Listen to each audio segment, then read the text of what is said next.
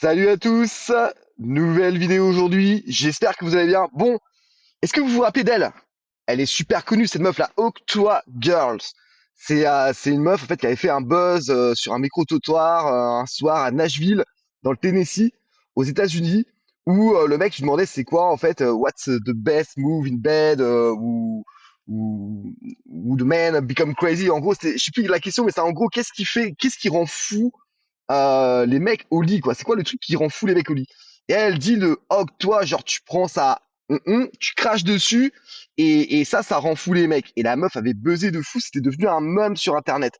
Elle était devenue super célèbre par rapport à ça. Elle avait vraiment eu du succès, tellement de succès que ben il y a des gens qui se sont rapprochés d'elle justement pour profiter de son buzz et faire des produits dérivés. Tu vois, par exemple, là, ici, on trouve, tu tapes Octoa merchandising sur Google, tu trouves plein de produits dérivés. Et la meuf avait fait un tel buzz que tu as même des stars, des grosses restars, comme Jake Paul, par exemple, qui se sont rapprochés d'elle. Jake Paul, pour ceux qui savent pas, c'est un YouTuber américain assez connu, assez célèbre. Je vais pas dire qu'il est dans le top 10, mais je pense qu'il est au moins dans le top 20, top 50 des YouTubers américains. Un mec qui pèse lourd. Et ce YouTuber, justement, lui avait dit, mais écoute, vu le buzz que t'as et la fame que t'as aujourd'hui, la fame étant la célébrité, ce serait sympa, tu vois, que tu crées ton podcast. Donc la meuf, elle avait commencé à créer du merchandising. Ensuite, elle a créé son petit podcast, tu vois, tu peux voir ici. If I was to walk upstairs and see like a you going on, I'd be like, Picture this horror story. You're like naked, having sex, and there's people around you who are like, you could hear them talking about you. was you into toys? Yeah, I mean, he Sextoy, had ok, quite ça the parle de cul et de sextoy, tu vois, bon, un podcast, hein, sûrement très intéressant. Et donc la meuf, c'était vraiment devenue une star, quoi, tu vois. Et un jour, si tu veux, t'as une entreprise, on va dire, de crypto-monnaie, enfin, tu vois, des gars qui sont dans la crypto, une équipe de crypto-monnaie qui lui propose de créer son shitcoin, son meme coin. Pour ceux qui savent pas trop ce que sont les meme coins et les shitcoins, on sait jamais, hein. Peut-être que vous tombez sur ma chaîne par hasard. J'ai fait une vidéo sur le Dogecoin en tout premier, c'est la toute première chaîne de ces toute première vidéo, pardon, de cette chaîne. N'hésitez pas à aller la voir. Et il lui propose de créer son Bitcoin qui s'appelle le Hawk en fait, le Hawk de Hawk toi, tu vois, le Hawk toi. Et il faut savoir qu'on est à ce moment-là le 4 décembre 2024. Alors, le coin a été lancé le 4 décembre 2024, mais en fait, on est en décembre 2024 et en fait, là, le bull run a démarré depuis l'annonce de l'élection de Donald Trump. Donc, les mecs se sont dit, ce serait l'occasion, vu la réputation qu'elle a, vu la fame qu'elle a, et de lancer un meme coin. Sauf que ça s'est pas trop passé comme prévu. Ça s'est pas vraiment passé comme prévu. Qu'est-ce qui s'est passé? Eh ben, le meme coin a été lancé, qui s'appelait le Hawk, qui était donc sur la blockchain Solana. Je ferai sûrement une vidéo sur cette blockchain d'ailleurs. Et en moins d'une heure, le truc est monté en 10-20 minutes, on va dire, à plus de 500 millions de market cap pour ensuite redescendre dans la foulée et partir à la cave. Donc, tu as des milliers de personnes qui ont investi dans ce coin qui se sont sentis lésés, qui se sont sentis scamés, qui se sont dit non, c'est pas possible. Elle nous a quand même pas fait un scam. Et ce débat, en fait, depuis le 4 décembre, depuis la sortie du coin, le débat est lancé, quoi. Est-elle une scammeuse ou pas?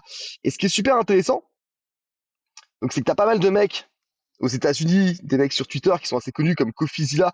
Cofizilla, tu vois, ici, c'est marqué Internet Detective Exploring Scam. Donc, lui, c'est le mec qui va traquer les scams sur Internet.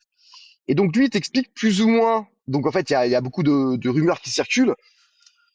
Il explique quand même en fait que bon, elle a pas volé 50 millions parce qu'au départ on parlait de plus de 50 millions de dollars, mais que voilà, de team pre-sold a few million strategic advisor. Donc en gros, si tu veux, quand ils ont lancé le coin, eux ils ont vendu directement, ils avaient des coins d'avance et une fois que le coin a été vendu, quand l'argent rentrait, l'argent des particuliers rentrait, eux ils vendaient en même temps.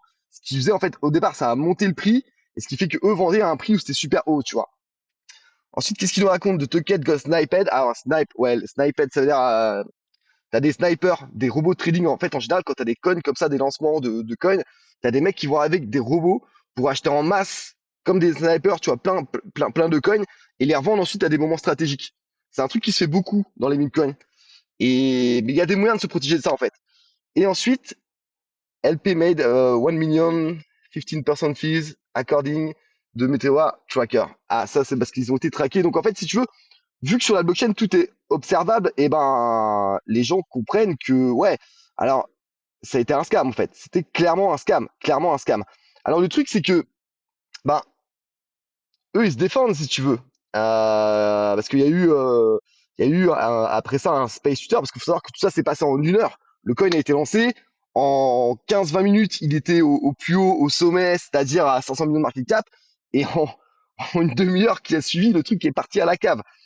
Donc il y a eu un space Twitter où ils ont essayé de se défendre. Donc eux, leur position, c'est-à-dire l'équipe et Ellie Welch, pardon, qui est la Octoager, leur position c'était on s'est fait sniper par des bots de trading. Ce qu'il leur est reproché, c'est qu'en fait aujourd'hui tu as des techniques pour te protéger de ça. Quand tu lances un meme coin, tu peux te protéger en fait des bots de trading. Et eux, on le reproche de pas s'être protégé assez bien. Mais leur explication de on s'est fait sniper ne tient pas trop la route parce qu'il y a des rumeurs comme quoi qui courent comme quoi eux auraient orchestré leur propre scam. En fait, si tu veux, il y a des rumeurs qui courent comme quoi c'est eux qui auraient organisé ce sniping pour ensuite se faire passer pour des victimes. Donc c'est le gros débat qu'il y a en ce moment sur Internet. Et d'ailleurs, il y a tout un... Tu tapes le signe du dollar et tu vois sur Internet, tu vois, il y a tout un tas de posts sur... Parce que maintenant, ils veulent l'envoyer en prison. C'est-à-dire que derrière ça, il y a un mec qui a créé un meme coin straight to a prison, straight to a jail ou je sais pas quoi. Enfin, tu tapes ça sur Internet. Il y a un coin qui s'est lancé qui a plutôt bien marché par rapport à ça. Oh, you gotta give him that hawk Il y a des mèmes et tout. Bon, en gros, en ce moment, tout le monde veut la foutre en prison. C'est dommage parce que tout le monde l'aimait bien au départ, hein. Je rappelle, c'est la petite meuf qui avait buzzé sur un truc à la con, un micro-trottoir. Et aujourd'hui, tout le monde la déteste, tout le monde veut la mettre en prison. Et il y a un truc qui est un peu lunaire. Attends que je te retrouve ça. C'est que, en fait, ah voilà, je crois que c'est là. Pendant, pendant le space, donc ils ont organisé un space tutor pour essayer de s'expliquer, de se justifier, de se dire non, c'est pas nous. Nous, on s'est fait sniper. Nous, on était de bonne foi et tout. Et ben, pendant ce space, t'as là Ellie, Ellie Welch, la Octoy Girls, qui dit à un moment donné, au beau milieu de tout, bon les gars, salut, moi je vais dormir. Et la in réaction terms of the fact that there's est fees ouf. that are being generated, there's an actual like Hey source guys, of income. I hate to interrupt you, Nick. Hello there. But Yeah. anywho, I'm gonna go to bed, and I'll see you guys tomorrow. Okay. Ok. Le I mec, guess il essaie de justifier, genre, non, for mais care. il essaie And d'expliquer des trucs techniques du style, ouais, mais voilà, on s'est fait sniper comme ça, c'est parce que ceci, cela, on a peut-être mal fait ci, peut-être mal fait ça, mais nous, on n'est pas, c'est pas nous les scammers. Et elle, au beau milieu de tout, elle dit, ouais, les gars, salut, à demain, les gars, moi, je vais dormir. Et le pire dans tout ça, c'est que, bah, qu'elle a fait ça, en fait, attends, que je trouve son profil, c'est Silence Radio. On l'entend plus, la meuf. On l'entend plus du tout. Elle avait fait donc ce Space Twitter qu'elle a supprimé ensuite. Donc ça, c'est où elle explique que c'est le lancement, là. Tu vois, là, c'est quand elle lance son coin. C'est le 4 décembre. My hawk meme coin is live. My hawk. 1 heure après, elle était moins joueuse, hein. Donc là, elle explique la Octonomics, en fait, en gros, la tokenomics du token. On va analyser ça juste après. Et ensuite, elle reposte un truc donc de l'entreprise, de l'équipe avec qui elle a créé ce truc, Overear, qui essaie de se justifier, tu vois. Eux, ils sont en mode, non, non, mais nous, on s'est fait, ne croyez pas ce que dit Bubble Maps, ouais, parce qu'il y a Bubble Maps aussi qui est en jeu. Bubble Maps, c'est un peu, euh, for blockchain data. C'est des mecs qui vont traquer justement les portefeuilles sur la blockchain en cas de scam.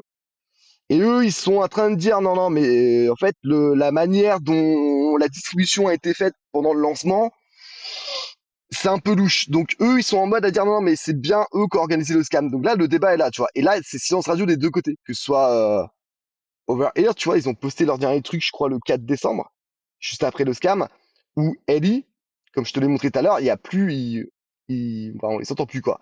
Et t'as donc cette traîne sur Twitter qui continue où ils veulent la mettre en prison et puis silence radio. Alors, on va essayer de discuter un petit peu la tokenomics du meme coin.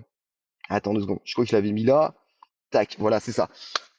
Ah, donc ça, là, il t'explique en fait un petit peu comment comment est répartie la tokenomics. On va essayer de voir ça un petit peu ensemble.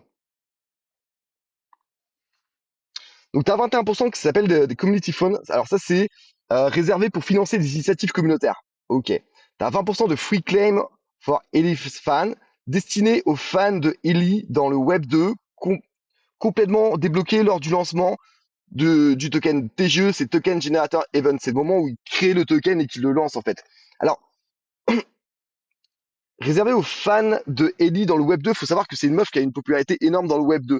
Et l'équipe avec qui elle a travaillé, c'est une équipe du Web 3 en fait. Et eux, leur but, c'est quand même de ramener un petit peu des gens du Web 2 vers le Web 3, quoi. Donc c'est un peu aussi la logique. Ils avaient bien vendu le truc en mode, voilà, nous, on va essayer de ramener un peu des gens du Web 2 vers le Web 3. Ellie a une grosse réputation, donc voilà, on va, on va lancer ce token pour essayer de ramener un peu de gens vers la crypto, quoi. Donc ensuite, tu as la réserve fonds de réserve pour les besoins stratégiques et imprévus. Ok, stratégie allocation répartie de manière stratégique entièrement débloquée lors du lancement. Ok, Ellie, donc attribution directe à Ellie. Ellie, donc je rappelle ce qui est la Octogirl, avec un verrouillage de 12 mois et un déblocage progressif sur 3 ans. Donc en gros, elle avait 10% de la supply et les 10% étaient bloqués pendant 12 mois. Elle avait un déblocage progressif sur 3 ans. C'est-à-dire qu'en gros, elle pouvait pas toucher son argent avant 1 an, quoi. Le truc était plutôt bien vendu, quoi. Tu te dis, bon, c'est assez confiant. Et 2% d'allocation gratuite pour le public, totalement débloqué lors de la TGE, de la Token Generation Event. Alors, l'analyse un petit peu, c'est quoi? C'est qu'une grande partie, 30%, est mise de côté pour les réserves, ce qui est typique dans de nombreux projets crypto-monnaies pour agrandir pour garantir leur pérennité.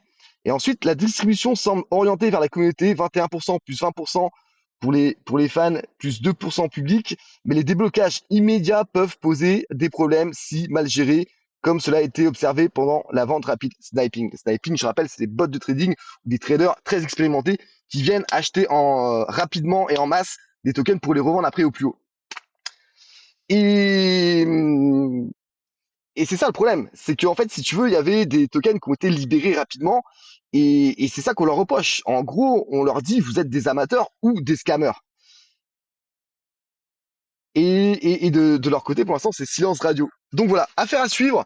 Moi, j'ai envie de te dire, affaire à suivre. Pour l'instant, on sait pas trop. Moi, je pense que c'est un scam, hein. Je pense que l'équipe qui était derrière a voulu justement, c'était volontaire, hein, de créer ça et de se faire passer ensuite pour des victimes. Euh, c'est dommage, je trouve, parce que franchement, l'histoire de cette petite meuf là, Ellie, moi je la trouve assez marrante. Attends, c'est pas elle, on va mettre sa tête quand même. Je la trouve assez marrante.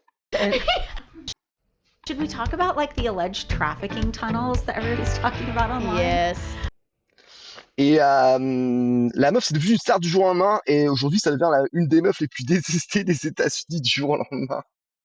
Et c'est tragique, parce que c'est une meuf de 22 ans en fait qui bossait elle habitait même pas à Nashville, elle habitait à 1 heure de Nashville. Vraiment, c'était une redneck, tu vois, elle était dans la campagne et elle bossait dans une usine de fabrication de ressorts. Elle bossait à l'usine, quoi. Et du jour au lendemain, elle devient une star, elle gagne plein de sous, elle rencontre Jake Paul. Je crois qu'elle a même fait un podcast avec Wiz Khalifa. Enfin, la meuf, elle devient une resta du jour au lendemain, tu vois. Et du jour au lendemain, ça se pète la gueule pour une histoire de scam, pour une histoire de crypto-monnaie. Donc, suite à cette vidéo, là, j'en ferai sûrement une dans les jours à venir. On va essayer d'analyser aussi, point par point, les points observés, en fait, avant d'investir en crypto, hein. Je crois que c'est Cofizilla, que je vous ai montré tout à l'heure. Lui, il t'explique un peu que la tokenomics déjà a été pétée. Attends, j'ai vu un post. Où est-ce qu'il met ça? Nanana, nanana. Ouais, en gros, il t'explique meme coins always benefit insiders on trading bot. Donc lui, déjà, il t'explique en gros, déjà, les meme coins, c'est un peu de la merde, quoi.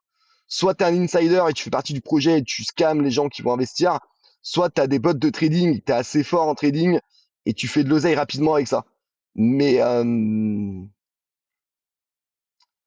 grosso modo, en gros, ouais, investir dans les meme coins, à ses yeux, à ce gars-là, ça a l'air un mec assez suivi comme aux États-Unis. Je l'ai découvert il y a pas longtemps, en fait. Il a quand même 700 000 followers et ça a l'air un mec pas trop con. J'ai écouté 2-3 vidéos de lui. Il a l'air de savoir de quoi il parle. Donc voilà les gars, c'était une petite vidéo. Je dis les gars, mais peut-être les filles aussi, hein. Je suis désolé, c'est l'habitude. J'ai l'habitude de parler à une communauté de mecs en fait. Et c'est pour ça que je dis les gars, mais m'en voulez pas. Si t'es une meuf et que tu regardes cette vidéo, ne m'en veux pas. Donc j'ai envie de dire voilà. Mais bonne journée à vous. Et je vous fais une vidéo très vite sur d'autres analyses de cas, des case studies, notamment des NFT. Je pense que c'est ça qu'on va analyser très rapidement. Allez, sur ce, je vous souhaite une bonne soirée. Moi, je vais bosser.